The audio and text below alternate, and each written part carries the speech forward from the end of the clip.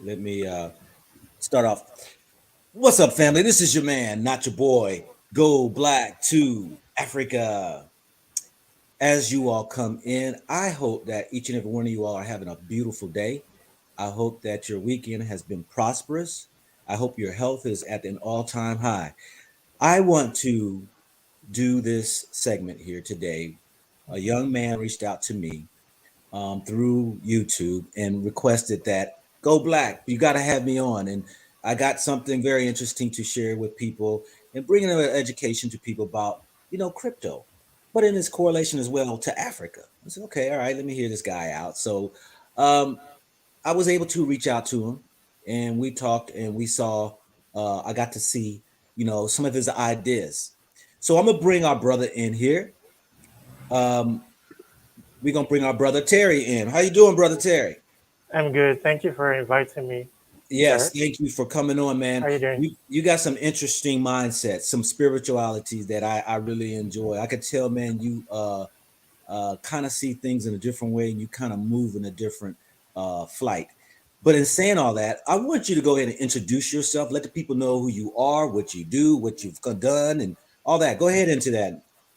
Okay. Okay, my name is Terry Ajayi. So my last name is very important to me.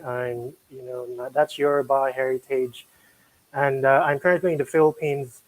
And I am an African. I understand Africa to a very deep extent, to its spiritual level. Hence, the need for this conversation. It's covering the subject of cryptocurrency in relation to Africa. And yes, my username across the internet is surpassing Google. It has a lot of history, and and that's the my very definition and purpose is to surpass Google. And I already have the roadmap to accomplishing that.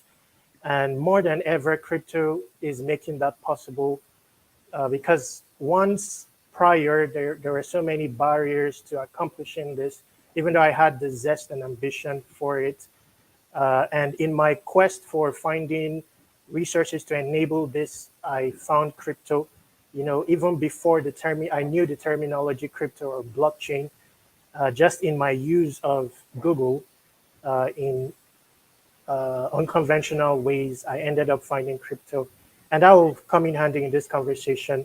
So basically, that's it for me. Surpassing Google, and surpassing Google, what it means is this. Let me just summarize what surpassing Google means.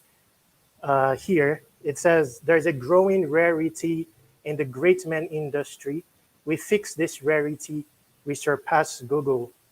It also means removing all barriers to entry from everything good, that everything good may become available to anyone. The path to doing that is abating hand-to-mouthism and half-humanism. So most of the limitations in the world is based on half humanism and half humanism and hand to mouthism, and crypto creates empowerment, enabling removal of barriers from every good thing. So the path I'm taking when it comes to surpassing Google is innovation. I'm tackling this sphere of content, so removing all barriers to entry from content creation, content curation, and content promotion. So I created a form of content called ULogs. You can find it on Google. It's neither a blog nor a vlog. It's African based, that will reveal information, incite people to evolve. I'm also going to remove barriers to entry from the world of programming. So the creation there is macro hard. It's going to not compete against Microsoft. Then there's going to be surpassing google.com. It's a search engine that is based on a content form called ULogs, neither blogs or vlogs. So there's going to be surpassing google.com. I've had the domain name for years. And the final one is removing barriers to entry from the freelancing sphere, where you're able to take advantage, exchange service for service, limiting the power of money in society and elevating the position of humans or distributing value to humans. So that's the definition of surpassing Google. I'm a legitimate illiterate, and for the most part, I want to document the information out of Africa that has not been documented. So this is a no book, the first no book in existence. It's not a book, and I'm going to have a library of no books and it will constitute the curriculum for a school called Legitimate Illiteracy that will intimate people on down to earth knowledge. So that's that's the summary of my All definition. righty, all right. Now, Terry, you say that you're Nigerian. Yes, Your dad is Nigerian. Your mother's Filipino. yes, Okay, and so now I know that you are right now over in the Philippines, yes. currently right now. And but where were you? Where were you raised? Born and raised? I lived 20 years in Nigeria. My birthplace is Greece. Oh, for real? Yes. Interesting. Do you know my birthplace would have been Greece in I know you. 19? I, Go I, I know your birthplace. It's in Libya. I think that's your It's birthplace. Libya. Okay. Yes, but because of Greece back in the 60s, did not have the hospital standards, as they say, American hospital standards. They flew all the military wives over to Libya, and that's where I Mhm. was born. So interesting, you were born over in Greece. So you lived in Nigeria 20 years, and Yes. then did you ever step foot in America? No, no. Never step foot in America. Okay, so 20 years. Where you go after Nigeria? Philippines. Okay, you came straight to Philippines. the Philippines. Okay. All right. Well, let's get this rocking and rolling here because I mean, this is some information that I think that each brother and sister should at least be knowledgeable on when it Yes. comes to this thing of cryptocurrency, as well as like Mhm. it's correlating with how it correlates with Africa, how it can also rise up Africa and the Africans in the mindset of seeing how this business of crypto is doing, where you can apply it to other facets of life. So you're gonna get into that. I'll tell y'all right here. I'm into cryptocurrency. Got into cryptocurrency last year. Mhm. I've got a handful of different cryptos and still learning it. I mean, I don't think anybody really knows it truthfully. But Yeah. in saying that, let's get on. Go ahead, Terry. How do you want to start? Go ahead. Okay. First of all, let me say that in eventuality, everyone will become versed in crypto. There's no choice because crypto is not what it's not limited by today's narrative that it's another form of money or stuff like that. It's broader than that. And in eventuality, you will have to interact with crypto. At the very least, you will come across Web 3.0. So certain websites that you won't be able to interact with except you have a crypto wallet and except you're versed in crypto. So I'm going to be showing that on the screen. Where I will start from is uh, what crypto is, how crypto is different from money, and where crypto gets its value from. That's where I'll start. Then I'll move on to crypto in relation to Africa. Then the mistake that the West made in creating crypto and how only Africans are capable of exploring that mistake and creating world adjusting innovations, and finally how you can create your own cryptocurrency project. I'll also be talking about blockchain because you can't talk about cryptocurrency without blockchain. I'll touch into NFTs slightly and DeFi to expand on the utility of crypto and the narrative of what cryptocurrency is. So at the end of this video, your mind's eye will be broadened, and the next time you see crypto, it will be in new light, and uh, that's how I will go about it. Then I'll do a case study. I'll show you, how I develop my own project, and I'll offer insight to you in case you want to create your own project, because that's where I see empowerment, not in investing in cryptocurrencies but I invest in cryptocurrencies. I've invested in many, but underlyingly, my aim is to see the back end of what they are doing in terms of innovation, in terms of barriers that they're creating in a bid to create world adjusting projects. So that's the path I took. So in the mix, I'll also tell you of my path to finding cryptocurrency and all the barriers that were removed upon my finding cryptocurrency that Africans can take advantage of because, and we'll also touch on Africans in diaspora and how they should take the home of cryptocurrency in their return to the motherland, for empowerment's sake. So that's the path. Okay. Uh, yes. So let's start very simply. I'll be sharing my screen because if you are new to crypto, it will be complex, some of the things I'm saying. So let me start by sharing my screen. Okay, so, Okay, hold 1 second. okay, All right, okay. you gonna share it? Oh, well, I'm the one sharing. Okay, okay, okay. Share screen. Oh, you just removed. Okay, I'm going to share it now. Okay, can you see the screen now? Well, it still has like 100 different screens within screens. Oh, yes, it will fix. It will be fixed. Can There you we see it go. now? Yeah. Okay. Okay. So in the course of this conversation, we'll be showing you basic tools to start your journey in cryptocurrency. Uh, so first of all, you want a catalog. Where do you find all the cryptocurrencies ranked based on their financial strength? So one option is CoinGecko, CoinGecko.com, as you can see on the screen. The other one is CoinMarketCap. Oh, sorry. Okay, the other one is CoinMarketCap. Now, CoinGecko, as you can see on the top here, it has 13,008 cryptocurrencies. Now, why I'm highlighting this is because it gives you insight into the level of innovation that takes place in cryptocurrency. We're talking of 13,000 different cryptocurrencies that you have a chance of exploring.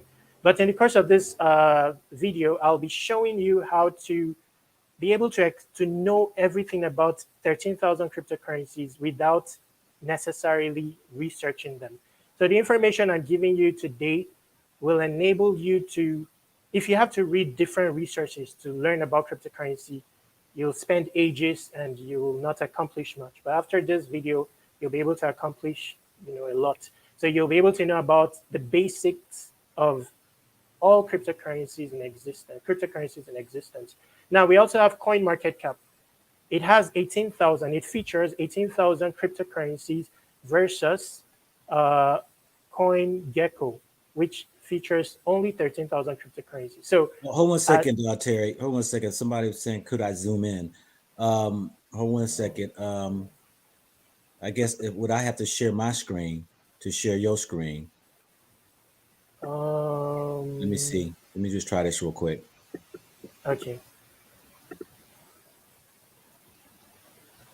I think you can change the mode so that it doesn't show like our it doesn't need to show our images Yeah. Okay. Okay. so that So I it's mean, just full screen. okay, then I you can think, go back into where you were. is it good now?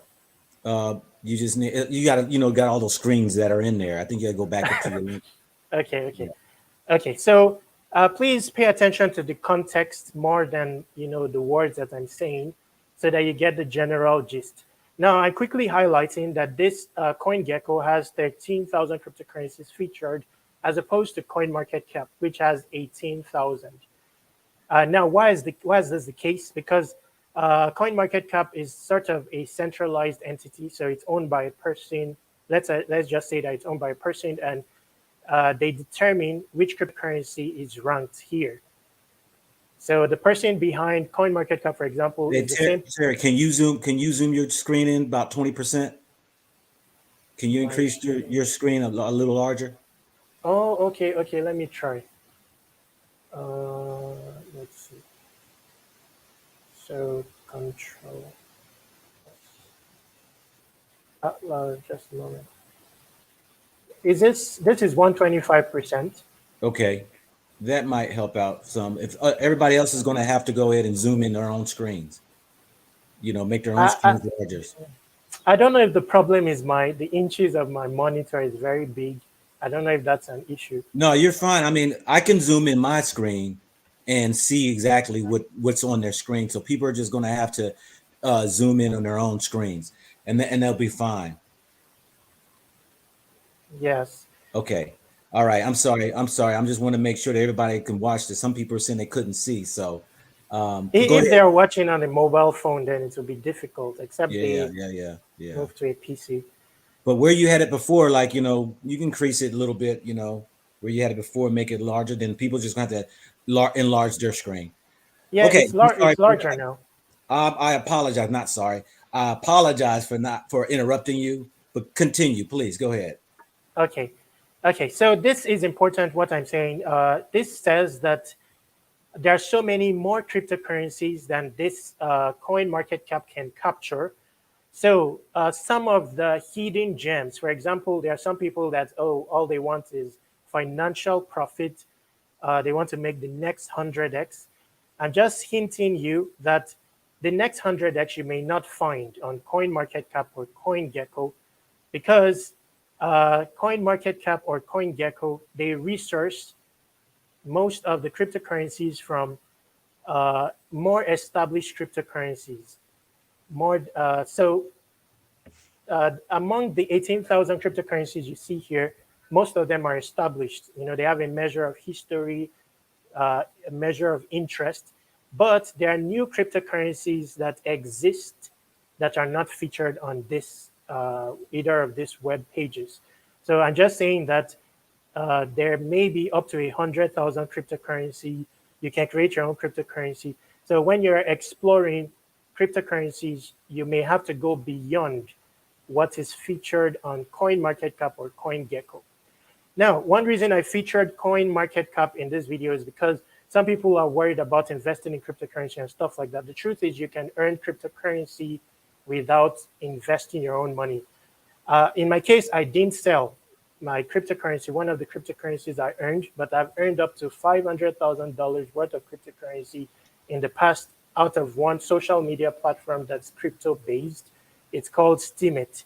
And note that every cryptocurrency transaction is public, so it's verifiable what I'm saying. My username on Steemit is surpassing Google. It looks like the website is down, but you can check it out later. Okay, so it's possible to earn cryptocurrencies without paying your own money. And CoinMarketCap features one aspect here that enables you to earn cryptocurrency. For example, here, you see here, it says earn rows. So if you click on here, let's wait for that to load. There's also another aspect where you can get airdrops. Let me see, products. So you click on airdrops. Cryptocurrencies that are still in the making that have not launched yet, you can find them here on ICO calendar. So these are upcoming cryptocurrencies that are not yet featured. You know, they don't have any rankings yet, but they are in the making. So these may be gems in case you are looking for the next, crypto opportunity. You get them amongst cryptocurrencies that have not launched, that are not on any exchange. So you can. This is one resource for finding them, and learn. Here it says learn about Oasis and earn rows. So this is a cryptocurrency project, Oasis, and if you carry out the watch some of these videos here and answer quizzes, you'll be able to earn the resulting cryptocurrency. So it's very possible to earn cryptocurrency without investing. There's also Coinbase. Typically, I share my referral link, but if you go to coinbase.earn, so go back to Africa. If you're signed up on Coinbase, you can share your referral link. Most in the West can earn cryptocurrency for free out of Coinbase/earn. It's not available in the Philippines, but it's available for US citizens. They can earn cryptocurrency by going to coinbase.earn, but you can share your referral link in case you're signed up there. You and whoever signs up will earn your first cryptocurrency for free. It's $10 worth of cryptocurrency that both parties will earn, whoever uses your referral link. Now, Coinbase is for USA mostly, so I don't use Coinbase much. Okay, so that aside, at least we've answered the question of whether you can earn cryptocurrency for free. The answer is yes. Okay, so now we want to discuss why these cryptocurrencies have a price, I mean a USD value, and why sometimes the price may experience a meteoric rise, maybe by 100%, unlike traditional financial markets. There's a reason. For the scope of this video, we'll tackle Ethereum. Ethereum has a lot of history. It's next to Bitcoin in terms of age. Now let's tackle Ethereum. But before we tackle Ethereum, let's tackle Bitcoin quickly, superficially. So there's a reason why Bitcoin has this much value and why it tends to rise in value over, abruptly and stuff like that. The first reason, of course, is peer to peer. So that will remind you of, like African systems where there was trade by barter and no regulatory party in the middle. So anybody can set a price, how much they want to sell their Bitcoin. They may decide to sell it at 38,000. Some may decide to sell it at 100,000, and some very much lower. But there's more to it. Supply. One thing about cryptocurrency is that every cryptocurrency transaction is stored on a blockchain that is untamperable. So when you see Bitcoin, the coin, every transaction related to Bitcoin is stored on a blockchain. Now, how do you see the blockchain? There are many blockchains associated with BTC. Sorry, many websites and many explorers associated with BTC. You can get any one of them from here. So let's say you click on here. So every transaction that occurs on Bitcoin is stored on a blockchain that is public. And you can find all the transactions here. So let's say you have the transaction ID associated with any transaction. You can click, for example, here it shows 700,000 transactions. You can see all the transactions associated with Bitcoin on here and all the information associated with it. So now that information is untamperable. So even though there is maybe an owner of this website, he just derives information from the blockchain, but he cannot tamper the blockchain. The reason is because the information on the blockchain is stored in the form of a chain. So every transaction is put into a block, and then the block is inserted, appended to another block so that there is a chain.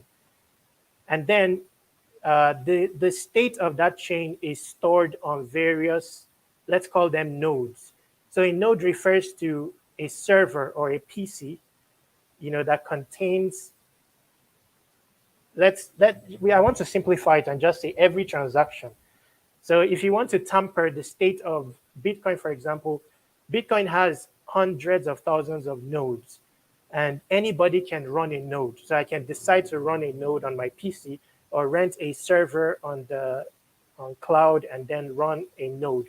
So you will have to have contacted me, tamper the state of my own blockchain and the state of every node.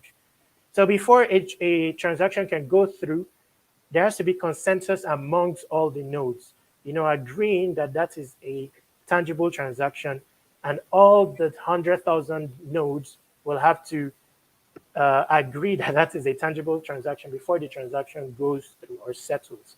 So that's Bitcoin. Now, Bitcoin is older, so transaction settles in around 10 minutes. And now there are also, let's not complicate things. There are miners. So miners earn Bitcoin. No, let's not go there. Let's not go there. I wanted to talk of the finite supply of Bitcoin. Bitcoin has only 21. There will be only 21 million Bitcoins in existence. Every 10 minutes, there are around 6.2 or so Bitcoin that will be rewarded to miners. So it's very defined how much Bitcoin there will be after, let's say, at the end of this year or in 10 years. And the maximum is going to be 21 million. Currently, there is already around 18 million minted of Bitcoin. It will go on like that until 21 million is reached, and then there will be no inflation of the coin anymore. So let's say Bitcoin reaches mass adoption, millions or billions of people in the world start to adopt Bitcoin. There will only be 21 million Bitcoin in existence to serve all of them. Now you'll notice that Bitcoin is being incorporated everywhere, even on PayPal. And so based on that adoption, El Salvador, a country, has adopted Bitcoin as its primary currency. Based on that, Bitcoin deflates and then it continues to have value. Another reason is mode of exchange. Some people only accept Bitcoin when you want to purchase goods. So there are some sites on the across the internet, around 500,000 of them, that you want to pay for a service. You have no choice but to go through Bitcoin. So you exchange your fiat for Bitcoin, meaning that you are buying Bitcoin away from the supply, creating a deflation. Another reason is people hold Bitcoin. They see it as a better store of value than money because of its deflationary state. And if you look at, there are many companies right now holding Bitcoin in their treasury. They don't intend to spend it, and that also deflates Bitcoin. So there's a site here where you can track, uh, like MicroStrategy, for example, is a company. Tesla is another one that has 1.5 billion worth of Bitcoin. Today's value is 1.6 billion. When Bitcoin was around, even when Bitcoin was around $60,000, they still maintained this money in their treasury, and the number is growing. So that's another reason why Bitcoin, the value keeps going up. It's not just based on speculation. Another reason also is Bitcoin is the primary source of medium of exchange for all other cryptocurrencies. So, for example, if you pick any cryptocurrency here, let's say you pick Ethereum, and you scroll down, you go to markets, you'll see that Ethereum is pegged. Let's scroll down. Here, you'll see that on this exchange, xt.com, there's a pair Ethereum BTC. On CoinsBit exchange, there's a pair FBTC.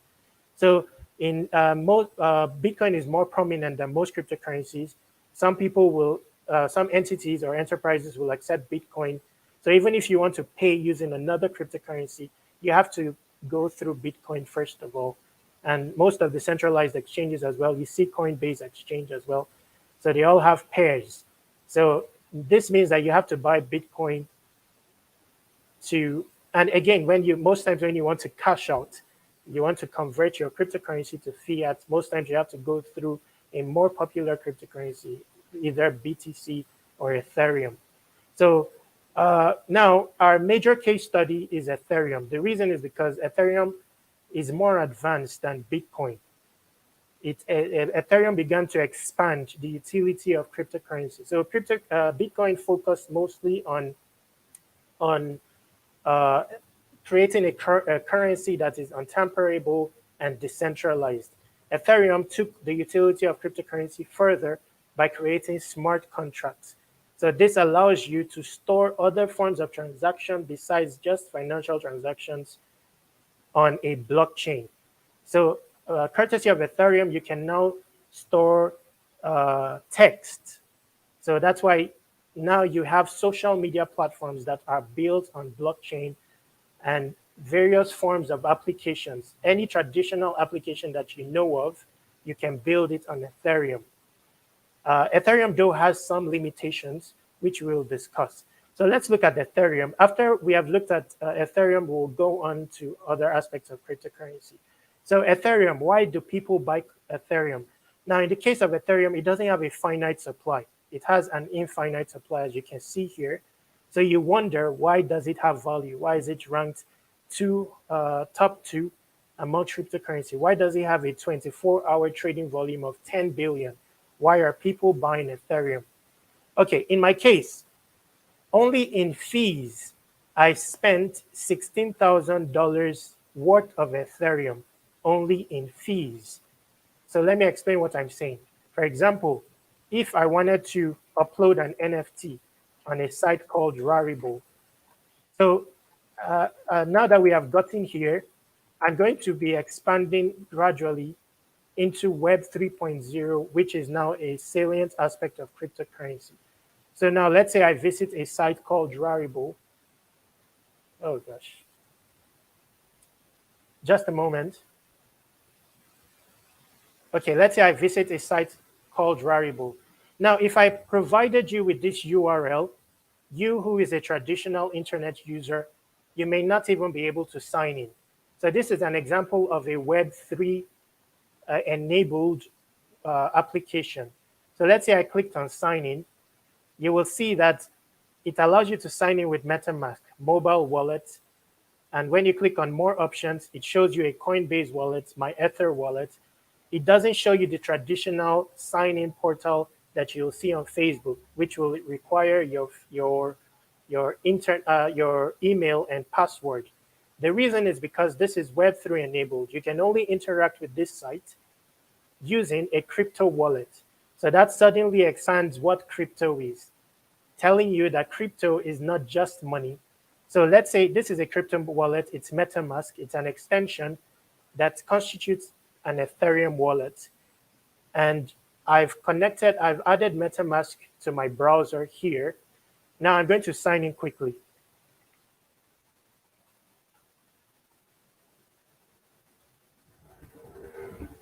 So BSC is another blockchain entirely. It's called the Binance blockchain. So I'm saying that to tell you that there are different blockchains, and each blockchain has its own mechanics. For example, we have already seen that Bitcoin has its own mechanics.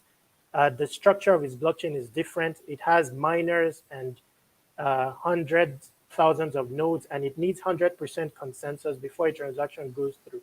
Ethereum is different. Bitcoin doesn't have smart contract capabilities. Ethereum has smart contract capabilities. I'll tell you what smart contract is and what it provides us with in terms of innovation. So now I've changed my wallet here to Ethereum, and you will see that I have $3.13 worth of Ethereum. Now, if I wanted to sign in here, I click on this, and because I've signed in before, that's why I just automatically signed in. But if I was not signed in before, it will request permission from me by pulling up my MetaMask wallet. Now, the thing is, you cannot sign in here without a MetaMask wallet. And you cannot, let's say you wanted to upload an NFT here. So these are all NFTs. For example, this is an NFT. So somebody has published this NFT and he's selling this for 8,401. But for you to make this payment, you have to pay in Ethereum, meaning that you have to exchange your fiat for Ethereum before you can purchase this NFT. So that is one utility for Ethereum. For you to be able to purchase this NFT, you have to purchase Ethereum. But beyond that, if you wanted to publish, your NFT. Let's say you had an image and you wanted to publish it here. You are going to have to you are going to need to pay fees. So most Ethereum transactions require fees, and the fee is priced in Ethereum. So when I come here and I eventually want to create this item, publish it for the world to see with my own pricing, I will need my Ethereum wallet to be funded with some Ethereum. In such a case, I will have to go and purchase Ethereum. Now, another utility, let's look at another Ethereum related exchange. It's called Uniswap. So let's say I wanted to buy, let me use this as a good example. So let's say I wanted to buy this cryptocurrency. It's called Push. And I wanted to buy it right now. So I'm buying 0.1. Just a moment. Let me change this. Okay, so I click on swap, confirm swap. You'll see that to be able to effect this transaction, I need my MetaMask wallet, and there's a pricing. There's a fee to pay, which is priced in Ethereum. The fee is estimated at 20 USD. I cannot carry out this transaction without having 22 USD worth of Ethereum. So what does that mean? I will have to purchase Ethereum. Let's say I have a credit card or a debit card. I may go to Binance to purchase Ethereum or go to Coinbase. Then, because MetaMask is a decentralized wallet that I own possession of, Coinbase is not decentralized. It's owned by someone, but it gives you functions that you are familiar with, like buying cryptocurrency with your credit card and all that. So I purchase, for example, Ethereum on my Coinbase. I'll have to withdraw it to my MetaMask. Then when I have the funds here, that's when I'll be able to purchase to accomplish this transaction. So anyway, I'm just trying to show you that Ethereum has many utilities. People don't buy it based on speculation. And when it comes to how many applications are built on Ethereum, uh, let's see, that's the moment. So if you go to DApp Radar, for example, and you click on on Ethereum, you'll see that there are thousands of applications. So there are many applications on your phone, for example, on App Store, that people use and they earn cryptocurrency out of or use in general, and they have to have Ethereum on their wallet to effect transactions on it. There are thousands of them. One resource to find these different applications is, of course, Dark Radar. I'll just wait for that to load. So let's digress a bit at this stage, and just a moment. Okay, I don't know if, let me just pause at this stage and see if there's people are understanding. Or let me refer to you, sir, if you're understanding what I'm saying. I kind of understand. I mean, I've done a lot of reading and research on Bitcoin, blockchain, NFTs. Definitely, I'm not no professional on it, but I kind of follow along. I believe if I didn't know anything about it and listening to you, I might have grabbed some things, but it could be complicated when you start throwing in, the NFTs and then the Yes, yes. blockchain and then now you're going to these sites and it's a lot of information, Mm. you know. But what I'll ask you this right here, what would you say to the beginner of how they should get started? To the beginner, I'll say you get my notebook. Okay. He has a Okay. notebook. Now your notebook is Because this I didn't research from the internet. I my I told you my parents passed away, and then I decided to write something, and this was based on insights. It took me 5 days to draft it out, 355 pages, and I started the history of how I found the internet. I think I'll get into that a bit, and that will, allay your fears if you are a beginner about uh, about interacting with cryptocurrency. Besides this, I would say that the path to take is go through a social media platform built on blockchain. So instead of trying to learn about different cryptocurrencies, different blockchain, there are social media platforms. That's how I found it. I found cryptocurrency. I was searching, I didn't know the terminology cryptocurrency or blockchain, but I'm someone that explored Google to very unconventional extents because as an African, there are so many barriers to entry when it comes to uh, surpassing Google, basically. So information is lacking. The internet in Nigeria, for example, is not evolved. So I had to dig in deep, you know. So I'll try various unconventional search queries. So even without, because of my quest for finding freedom, basically, because for example, how it started is okay. You want to do, let's say you want to, you have a very good idea and you bring it onto Facebook, you are censored, or maybe YouTube. I'm sure you know of that. So you're censored, or you contact someone uh, and with your enthusiasm, I mean, you contact someone and then they tag you a scammer. Even Gmail, you cannot type Nigeria in Gmail; it will tag it automatically as a scam, or maybe send it to spam. So innovations of the world have been predictive of humans. The highest of innovations is predictive of humans. Oh, he's from Indonesia, he's likely to spam. He's from Nigeria, he's likely to scam.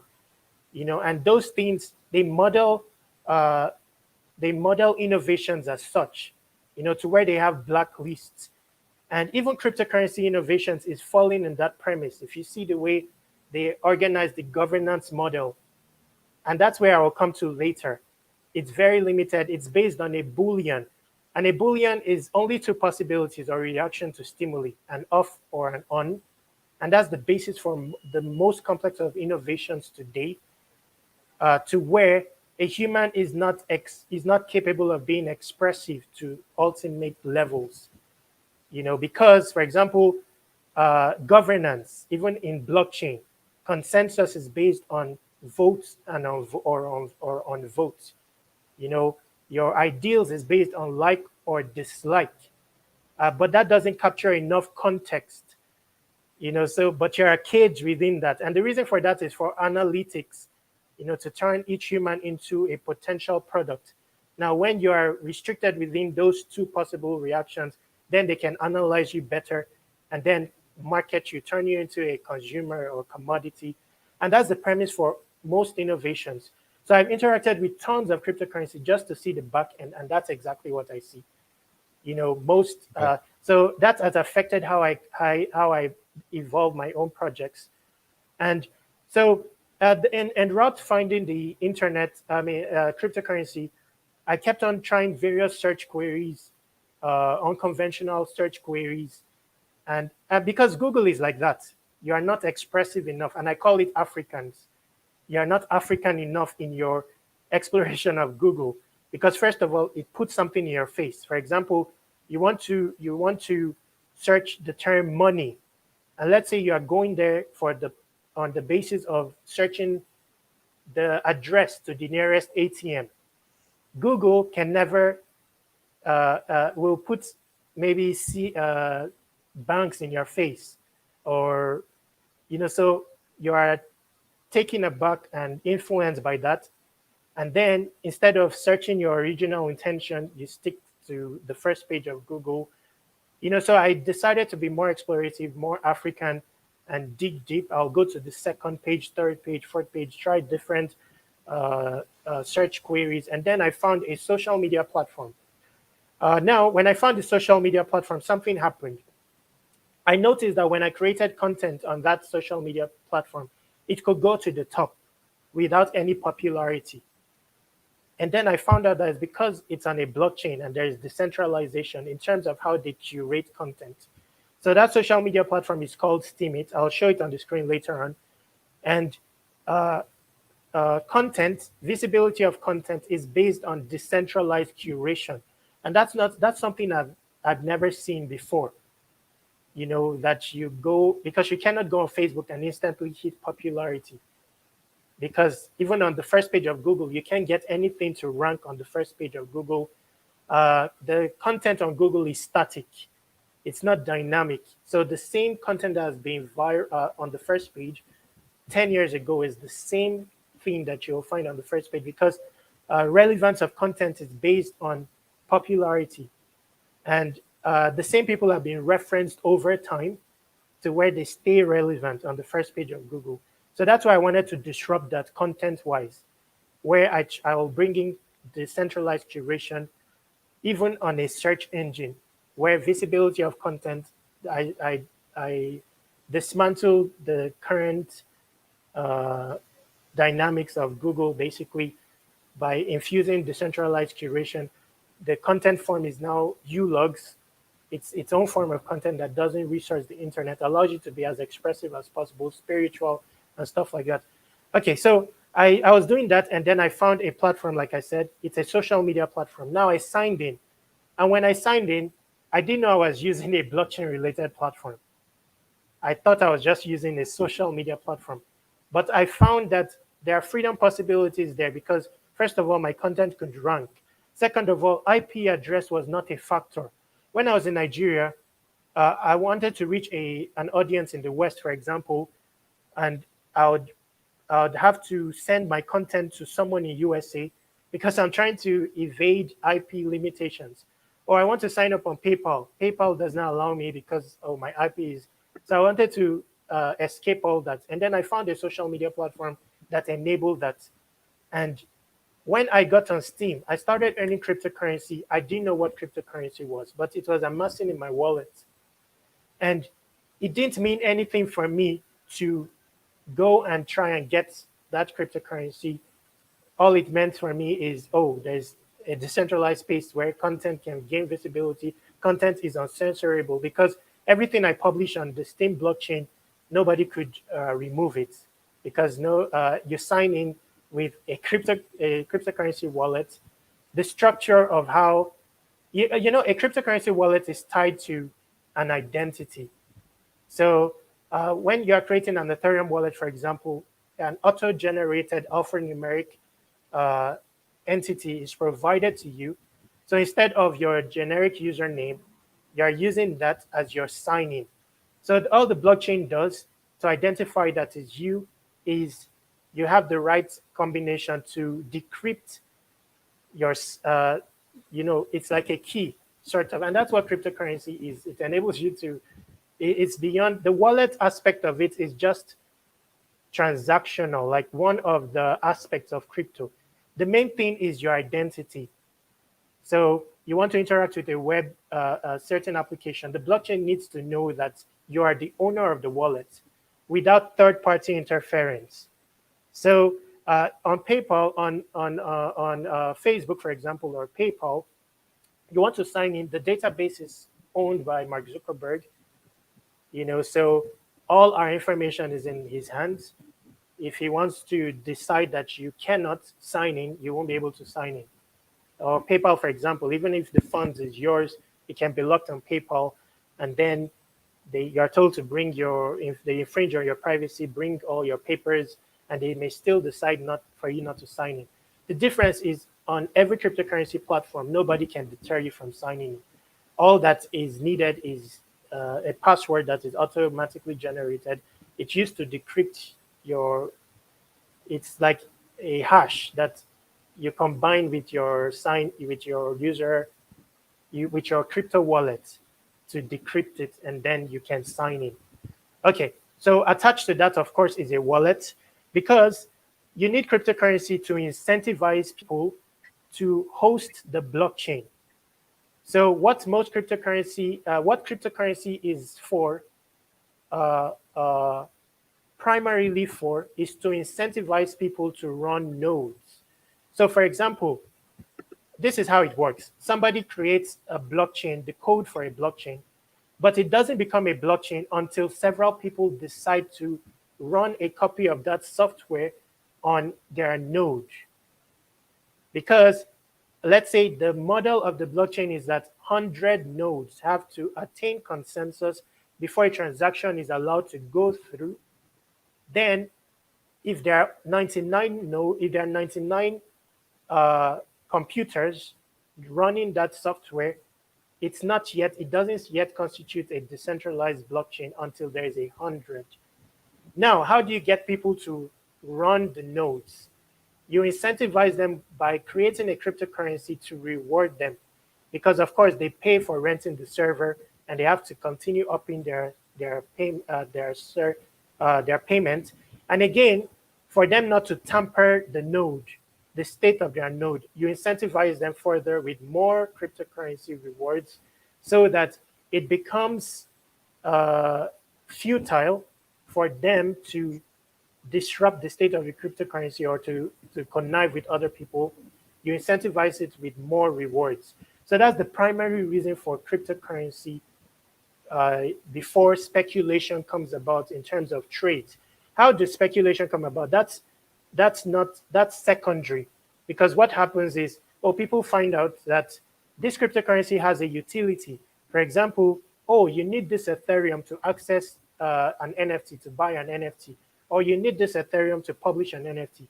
Then they go to a secondary market and then list it, and then a random person can come and purchase it because they want to use it to access an application that is built on Ethereum, for example. So then demand and supply enters that, and then it becomes a financial market. But that's a secondary aspect of cryptocurrency, and most people don't know that, because what they see at the front is, the financial investment opportunity, the price rises, but they don't know that every cryptocurrency is tied to a cryptocurrency project. So let me quickly show you something. Just to cement that, I want to show you Coin Gecko once again, and I'll just pick a random cryptocurrency, and I'll show you how to find the project behind it and how to find the respective utilities of the cryptocurrency. So in case you are doing due diligence, to dig deeper than just buying it on the basis of speculation. So go back. Okay, let me just quickly show you. Okay, so here, CoinGecko again. We'll just pick, let's say we pick, okay, let's pick this one. This cryptocurrency, many people got millions out of this cryptocurrency. It's called AXS, Axie Infinity.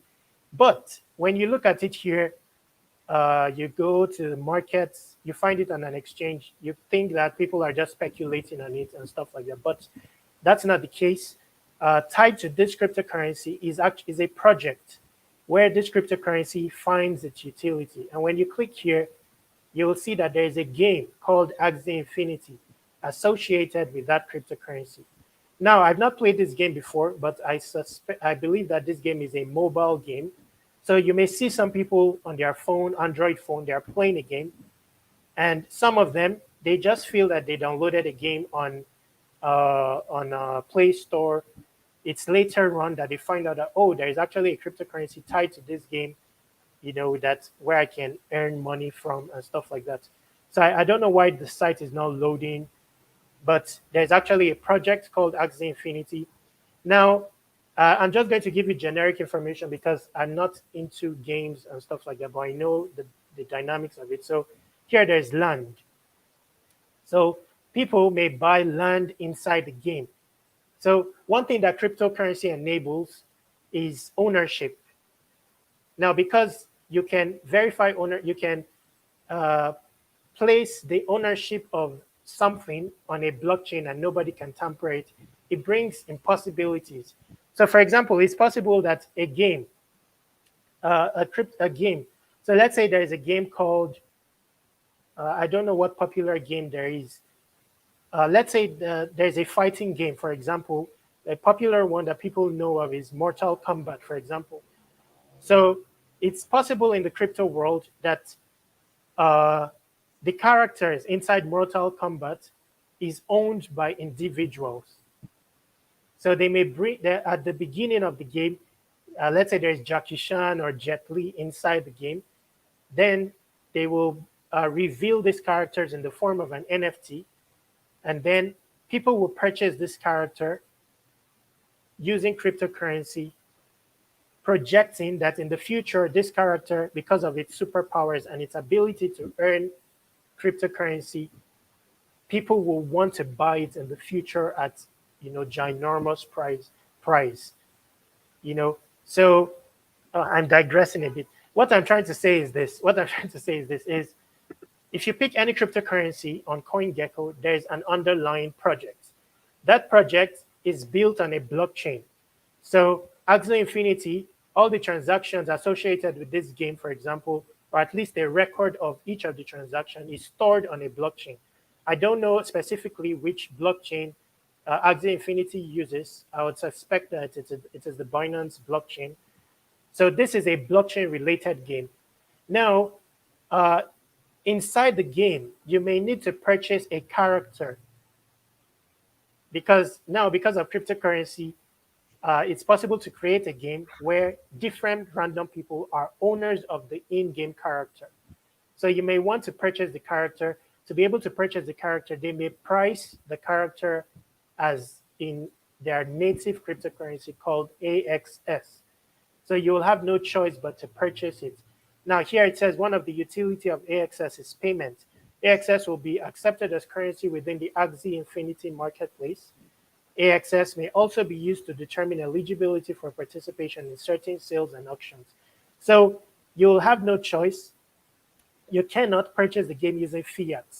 Even if you had billions of dollars, for example, and you want to access aspects of a particular Ethereum application, you have no choice but to convert that fiat into cryptocurrency. So, for example, Justin Bieber, he bought an NFT recently to be able to access a yacht club or something like that in real life. He bought the NFT for $1.3 million. Now, buying that is just an image, but it's not an image. It's an image with cryptocurrency properties. So you need cryptocurrency to purchase that image, and that image is tied to a crypto identity. So when he's signing into that yacht club, for example, he cannot sign in with just the image of that NFT.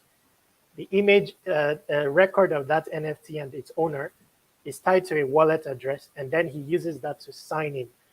Okay, so but in purchasing that NFT, he could not do it with $1.3 million USD. He had to purchase Ethereum to be able to purchase that NFT. So that's where Ethereum gets utility from. So every cryptocurrency has utility. You have to do research, find out what its utility is. Another popular utility of cryptocurrency is influence.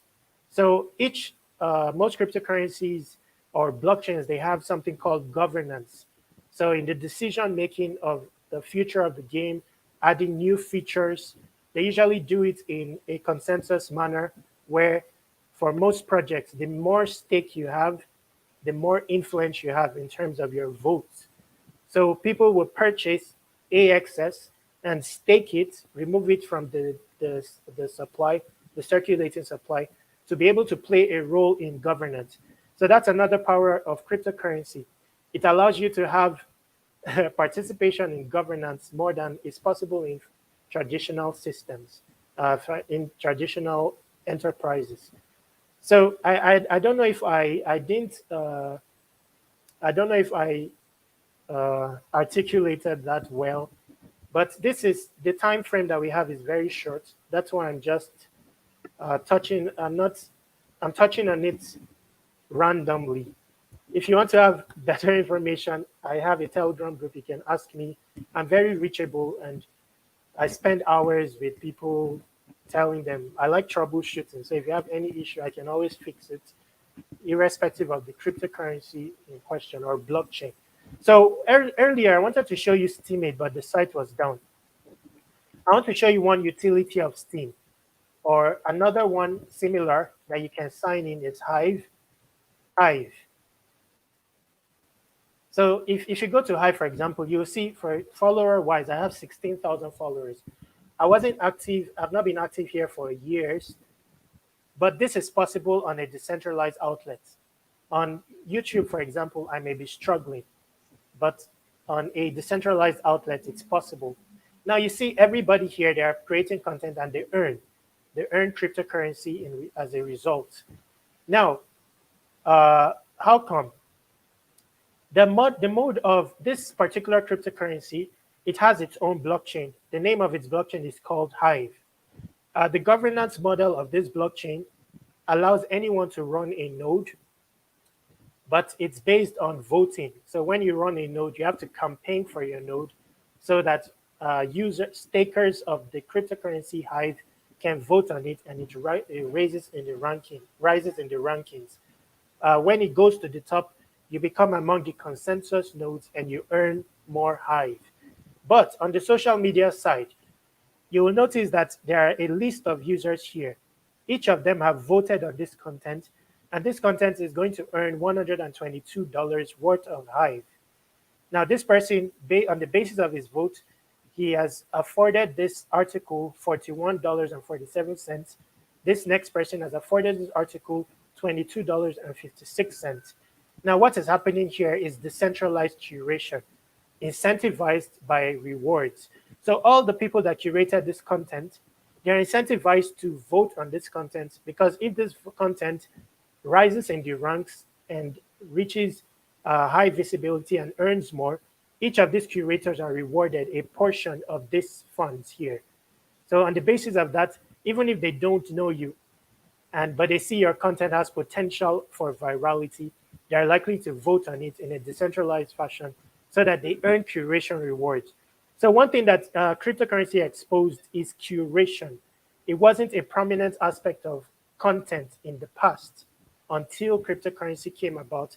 And I found it that on platforms like Steam, on platforms like Hive, that was where I came across it.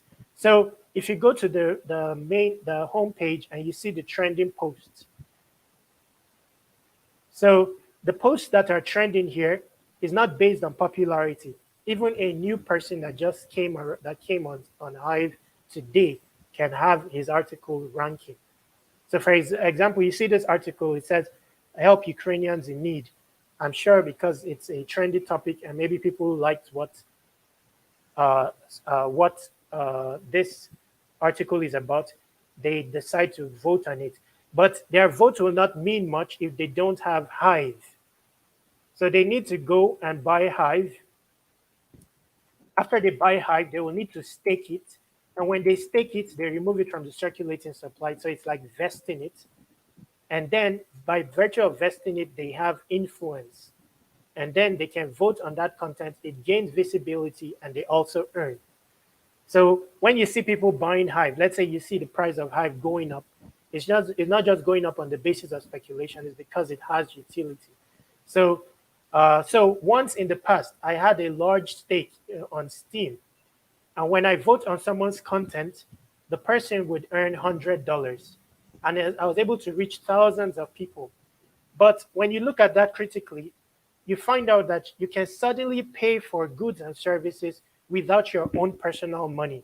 So that's the power that crypto brings about. Other aspects to a financial asset that money cannot implement, crypto can. So what does that mean? So for example, I was building a platform during the time I was on Steam, and I had programmers that wanted to contribute code. My platform was open source, and I would pay them, but the money is not coming out from my own wallet because every day there's a pool of Steam that is distributed by a smart contract. So that's the smart contract aspect of cryptocurrency. By virtue of smart contracts, it's a program that nobody can tamper once again that will distribute a cryptocurrency based on milestones that have been coded into it. So in the case of Steam, let's say there is 500,000 Steam that will fill up a reward pool per day. The distribution of that 500 Steam is based on vote. And vote, the weight of your vote is proportional to your stake. So let's say I went to my crypto wallet now. I don't have Steam. I used to have enough Steam, but right now I don't have Steam. But let's say I go to my crypto wallet now. You will see that I have 17.305 Steam staked here. Now let's say go back to Africa, you bought Steam, but you bought 100,000 Steam versus my 17 Steam. Now, if I voted on this content, let's say my contribution to this content in terms of money will be 1 cent. Yours will give like $10. Now, the $10 you are giving this content is not from your own money. The Steam is still yours. So anytime you can invest your Steam and sell it to get your money back, the money that you distributed to this content is from the reward pool. So suddenly another aspect to paying for goods and services came about while I was using Steam. I noticed that I could pay someone instead of using my own money. Why not buy Steam, stake it, and then use it to pay for goods and services while using it to gain visibility on my content and distributing funds to people. So I was able to build my cryptocurrency platform without shelling my own money. So I'll tell the person, why not create content about your code contribution, and then I'll vote on it. So when I vote on it, he will just get $100, and he can cash that out and use it as a payment. So all the possibilities, all the impossibilities when it comes to innovation, when it comes to finances in the traditional financial systems is possible in cryptocurrency. Fundraising. Why can a cryptocurrency project raise millions of dollars within days? A random person from nowhere that is even anonymous can raise such funds. Is because, so for example, I create a landing page like this. The landing page is associated with my project, and its intention is to create a project in the future that will introduce it's a cryptocurrency. And let's say I create a landing page like this. Nobody knows me anywhere, but it's possible to use this landing page associated with the project I'm intending to build to maybe raise $1 million. It's not possible on Kickstarter. It's not possible on GoFundMe because nobody will deposit funds to a stranger. But in crypto, it's possible. The reason is because of smart contracts. So people may see this landing page, they read everything about it, the dynamics of the coin, what the project intends to build, and then decide to contribute to bootstrap the project, even though they don't know me. The reason is decentralization. For example, when I eventually list my coin, I don't even need the permission of anybody. I can create a cryptocurrency in a few minutes and list it on a decentralized exchange where people can purchase it. So this is an example of a decentralized exchange without permission from anybody. I can list my coin here and people can go there on their own volition and purchase it to contribute to bootstrapping my project. Now, why will they contribute funds to a stranger without fear that the person will run away? Because it's possible to create a smart contract that they can publicly audit. So the smart contract will be on GitHub. And for example, the code of this, let's say this is an application, the code, I put it on GitHub. Now, the smart contract for fundraising, I put it on GitHub. Anybody can go there and audit it. And based on the smart contract, I say that if you actually deposit, I raise my fund, my quota of $1 million, the funds will be dispensed based on a vesting schedule that the smart contract will handle. Now, people know that that smart contract is not tamperable. So me, I cannot go, let's say they've deposited 1 million into the smart contract. They know that I cannot tamper the smart contract. And they know that the smart contract is a program. So it will only dispense funds based on that vesting schedule. Or let's say the smart contract is created based on a milestone. So let's say I've reached, my project has reached 1 million users on Twitter before the next $100,000 is dispensed to me. Now, the incentive for me will be, as a project owner, is to reach the quota of 1 million users because I know that 100,000 is just there sitting down. I cannot access it until the quota is met. So that's what Ethereum started. And then other cryptocurrency projects came about and blockchains to modify that. So when you see different blockchains, all they are trying to do is create a governance model and consensus mechanism that enhances on the previous one or creates more freedom. So that's the advent of more cryptocurrencies coming about. So where does Africa come in here? It's very big what Africans can do. Most people have fears that, it's the West that is controlling crypto and stuff like that. But where is the screen? Just a moment. Okay, okay, let's go on like this. So most people, Africa, for example, I've touched on some of the barriers that were once in existence that You got a lot of cryptocurrency. screens. You got a lot of screens showing, Terry. Okay, I wanted to show my face now. Oh, okay, okay. Okay, okay, because the 1 hour 30 minutes is getting nearer.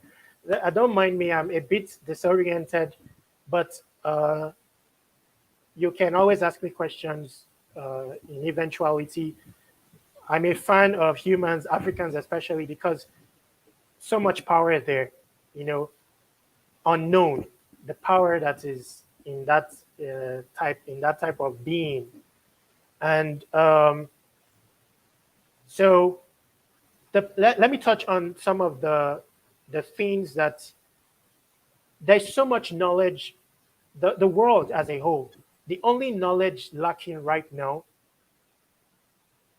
for the world to evolve into a state of full-blown human is the knowledge emanating from Africa. That's the only thing missing. In terms of innovation, they've reached the heights of it. Uh, they want to build clones and everything. What is missing is greatness. And that greatness, the knowledge associated with that is in Africa, but it needs to be revealed. And that's a conscious effort. In every human, there is that innate knowledge that's tangible to the evolution of the world. But we need to find it and then decide to reveal it. And that aspect, many of us don't go through it. Uh, so now, when it comes to cryptocurrency, the systems, is very African. First of all, peer to peer, that's African. Uh, when it comes to a financial transaction that involves the human, the value of the human, you find that in trade by barter. In trade by barter, it is possible to exchange, let's say, a phone for a Ferrari, uh, because there's a human element that goes into the transaction. So somebody can say, oh, this person has a good spirit. Let me carry out the exchange. Or this person has potential. I see his future. He has potential. Let me carry out the exchange. Or this person is connected to the king. Or the knowledge of this person is insightful. Let me carry out the exchange. Now they brought in the financial systems that we have today that's very limited. All it does is remove value from humans and distribute it to inanimate things, which is the paper, basically. Now, crypto came about and its return to the old systems basically allows you to be able to interact with any tool across the Web 3.0 without third party authorization or influence. But the problem is the narratives of the world is so strong, and people end up bringing it back into crypto. That's where Africans can play a role. The only problem is Africans, they struggle to see these things. Basically, they embrace the narratives of the West, and then they don't see the beauty of what crypto constitutes. Now, Africans, especially those located in Africa, they talk of limitations. Why stay in Africa, for example? Uh, Now, there's no need to leave Africa, for example, because of cryptocurrency. If you explore it to its maximum extent, the creators, so-called creators, we don't know the creator of cryptocurrency because the person, whoever created Bitcoin for a start, is anonymous. It can be very well be an African, but even if the West created it, they are not capable of exploring it because, irrespective of how complex this innovation is, they are premised by their understanding of the world, and their understanding of the world is limited. Their reaction to stimuli is predictable. In Africa, the systems don't allow for that. It allows for you to be more expressive. The scenarios are too many. That you start to formulate your own reaction to stimuli. I started to formulate my own interaction with the internet that's unique and has an underlying surpassing Google paradigm. And this is what Africa brings about. So now, in terms of innovation, I see we're supposed to be dominating the space when it comes to crypto innovation. But the problem is, first of all, most Africans, uh, they embrace what the West offers. They celebrate it to large extents, to where even when they eventually create a cryptocurrency project, it's just on the surface that it's African. They call it the African coin, but the underlying mechanics of it still has a blacklist. Is not understudied to implement African ideals. Yeah, so somebody, if you see an African, for example, uh, anyway, let's not. I have a very short time. I may do another stream for this. It's a very broad topic. But now, when it comes to innovation, uh, what happens most is partnership. So, for example, in my case, I have projects that can be very global. But for years, I've kept evolving these projects, not going into a partnership, because when you expose your projects, the partnerships will come, and mostly from the West. They see value. When I started Ulogs, I started it on a platform called Steam. Within months, I had 5,000 people that were already Ulogging. On the first page of Google, if you type Ulogs, you will see Ulogs. It started to have its own space on the first page of Google, and most of these are from the West. I created an experimental coin, experimental coin for Africa, experimental. And the first 2,000 people who got the coin, they're not from Africa, basically, they're from the West. So, in creating a coin, and you want it to be African, for example, there are things you have to do. I think I'll do another video in developing a project so that you'll understand what I'm saying. Governance model. If you feel that a particular cryptocurrency, particular blockchain, the governance model favors the West, that should not deter you from interacting with cryptocurrency. All you have to do is create your own blockchain. And what does it need to? What do you need to create your own blockchain? You don't have to start afresh. There are codes. If you're a coder, you can start afresh. But there are code that exist. You can replicate them and then modify them to suit your own governance model. So a basic aspect of governance model is voting. And when you see the most complex of blockchains, they make use of that. I don't know, maybe it's based on democracy style of governance that is based on vote and based on stake. I don't know if that is to replicate like a capitalist society where your influence in voting is based on your stake. And when you check most blockchains, it's on that basis. Now, you can create a governance model that implements your own ideals. And that's why I say cryptocurrency is not money. In creating your own cryptocurrency, you can create a cryptocurrency that's fully yours in its identity, in the reactions that it stimulates, in the activities that it incites, so that that cryptocurrency is African. So let me give you an example of what I'm saying. So this, oh, sorry. Okay, so this is, I'm going to have various, one major cryptocurrency. It's called teardrops to reward proof of tears. But I'm disassociating tears from sadness and tying it to breakthrough. And but I'm before that to bootstrap my project, I'm creating a project called HumanPad. This is going to be like a Kickstarter of some sort based on blockchain, but the name of the cryptocurrency is called Human. Now, if you look up here, you'll see that instead of, I'm going to have a colorless paper in my case. And if you look at the dynamics of my cryptocurrency, you will see my intent. But we cannot discuss that. You may need to go through this slightly, during your own time. And anyway, I think we'll have to do another discussion about that, the whole process of creating a cryptocurrency coin with intent. Now, if you you can tie your cryptocurrency to an activity so that your cryptocurrency incites that particular activity. So for example, in the case of Go Black to Africa, I wanted to, let's say you wanted to create a cryptocurrency and we're to discuss it. What path will I take? Okay. Let me show my face at this stage. I wanted to discuss it. It's just that the time is limited and it's just very broad. So let me just reduce it a bit. Yeah. But let's say, but if you read this, I have a case study. I analyze Bitcoin without reading about Bitcoin, just logically. Someone wants to tamper Bitcoin. How the whole path to how we will likely accomplish it and how you'll deter it. So I covered two blockchains there.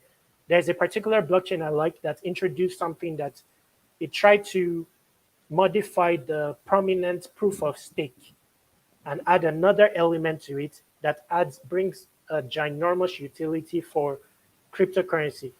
The model of that blockchain is called delegated proof of stake. So it's not just proof of stake, it's a variant that changed governance model to implement voting on nodes instead of individual nodes.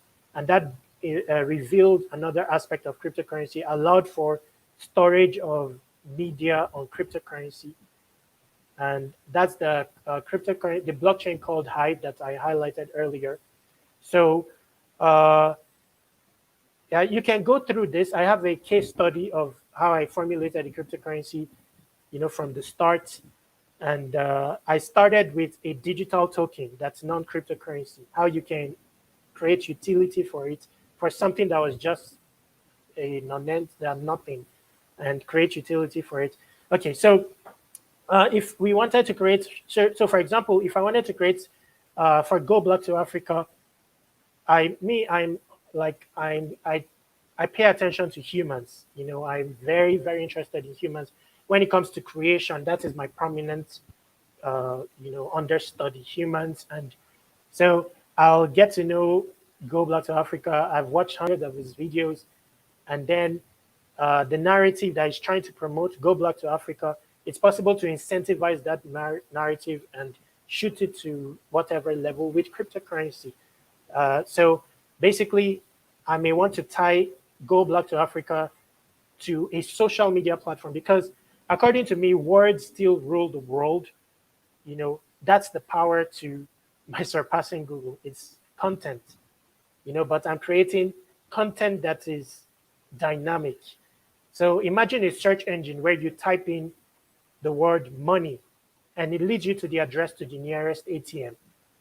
It's a human driven internet where you're as expressive as possible, you're as spiritual as possible. And that's what crypto brings about. Let me tell you another thing that crypto brings about: revelation of information. There's so much information that you can only find in the crypto space because a traditional internet user is likely to hoard it for monopoly, hoard it for his gain.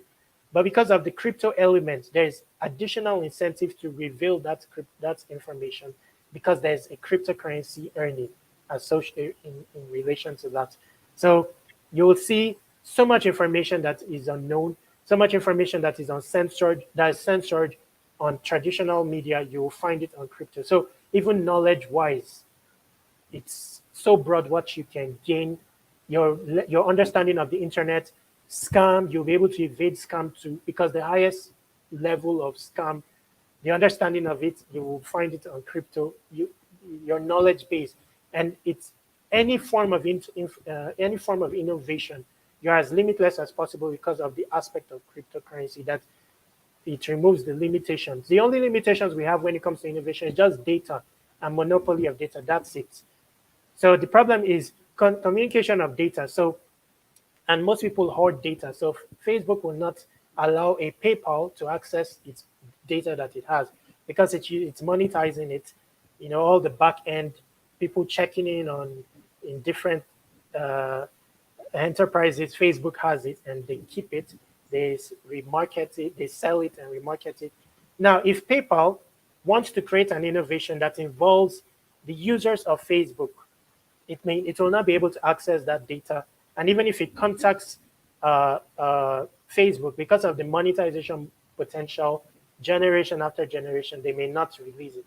The difference is in crypto, there's an incentive to release it because of the crypto aspect. So people may release that, and most cryptocurrency projects are open source because people want you to audit the code and see what they are doing for you to be vested in it. On that basis, we have an open source atmosphere where innovation is so rapid. That's why in cryptocurrency, you can find 100 cryptocurrency innovations launch in a day and 100 resulting cryptocurrencies with different dynamics launch in a day. Because I don't know how to code, for example, and I want to create a cryptocurrency project. This landing page, I didn't create it from the start. I didn't want to use WordPress. I wanted to use coding, and I went to GitHub and I looked for a particular code of another project, and I read and I went through it. I even contacted developers to help me. They didn't understand the mechanics of the code, and I sat on it and I was able to formulate it into mine. Now, if you can do this, you start a cryptocurrency project,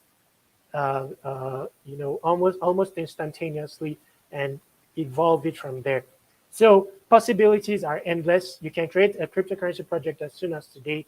The limitations that once existed are is no more in existence. You want to list your coin, the centralized platform like Coinbase or Binance is deterring you from doing so. You go to a decentralized exchange and you list it in minutes.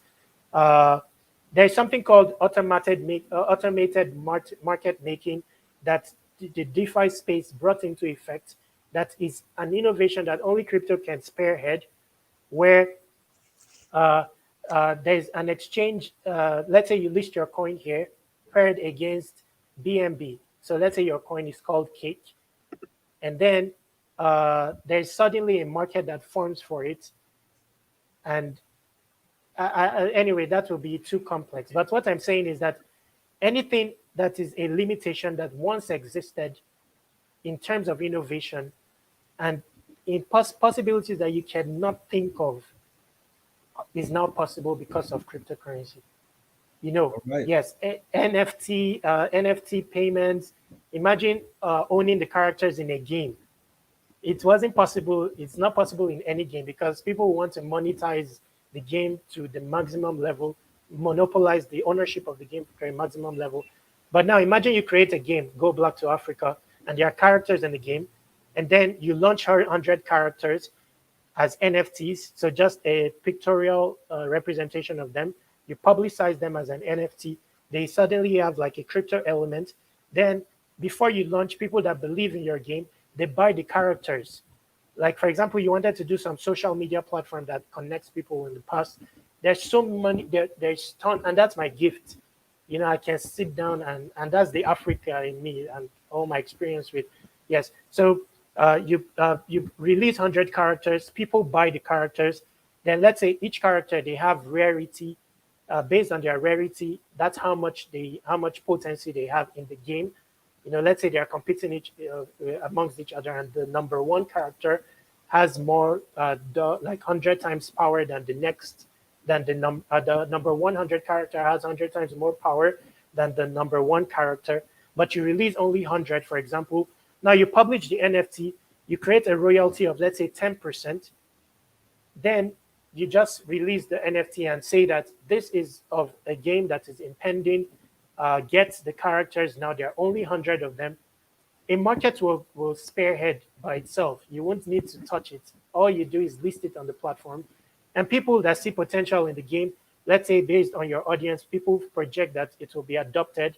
And in the future, let's say 1 million people are playing the game and they are looking to own 100 characters.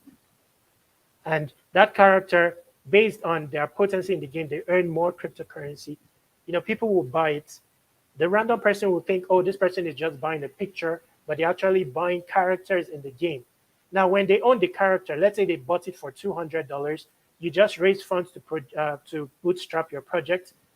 They now become owners of those characters. So let's say in the future, someone wants the number one character because it has the potential of earning, let's say, $100 worth of cryptocurrency in a day. Someone will contact them and put up a price and say, oh, I want to buy this character for, let's say, $50,000. Now, the person may decide to sell it or decide you don't have any interference there. They will not come and contact you and say, oh, you are the owner of the ultimate game. I need your permission to sell they can sell it. Now, when the person sells it at $50,000, know that whoever bought it at $50,000 will not want to sell it at $49,000. So that's how a bottom for the market starts. And that explains how Bitcoin goes up because of the value proposition of utility wise. Now, the person that bought it at $50,000, let's say you add more utility. So you may not just sit and you evolve. And that's where the African comes in. We're not static. So you may add more utility to the character, for example, and say, okay, for you to be able to access my live stream, for example, or let me post about you to my audience, you need an NFT, or to gain access into my Telegram group or my email, you need an NFT. Now, all they need to do is buy the NFT. And if you have like a small code, it will just check if the NFT is there. So like Telegram is open source. You can incorporate those open source stuff there. Just create a small bot that checks if they have an NFT. And that's the only time they can access that group of, let's say, a few members that you want to be there with, that you give them some access to exclusive items and stuff like that. So you don't have to interfere. The thing will just check, Gotcha. oh, do they have an NFT? And then that will just give them access into. So let's say I wanted to But me, I'm more about power, You got Terry, empowering. Terry, you got 2 minutes, and we're gonna Yeah, wrap okay, up okay. and ask questions and Yes. stuff. You know, Oh, yes, yes, I yes. know. I'm sorry. I'm sorry. I'm ready for questions. I'm sorry. Okay, yeah. Well, folks, I'll tell you this right here. It's been a very interesting topic of discussion with Terry, just laying out some information that hopefully you all have.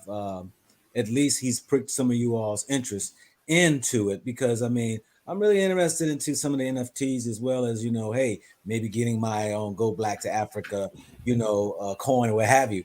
But um, let me ask you this question right here, Terry, because I know I have here on the screen your email and your website. Is that's your website? If people want to reach you, that's the email they can reach you at. Your YouTube channel is Loggers TV. So you said you should come back and do a video. You can do that on your channel because everybody Yes, sees yes, your yes. email I right can there. do. Yes. So I would, if I were you, I would go ahead and do a continuance from this video, upload this video on your channel, Yes, then have I a intend to. continuance, and then go from there and build off of that in a sense too as well. Mm. But I appreciate you, and I thought it was very important that you reached out to me and was wanting to share your knowledge. You're a very insightful man, I tell you, man, and I would love to tap into your mind. Of course, I would have to pay for that, but but No, no, no, no. yeah, In my case is I've done a lot of. It's just health that deters me. yeah, yeah, I I understand. used to spend 10 hours. I have a big Telegram group in the past. I've not been there for years. I've lost. This Discord, I mean, it's still in existence, but I've not been Yeah, there for years.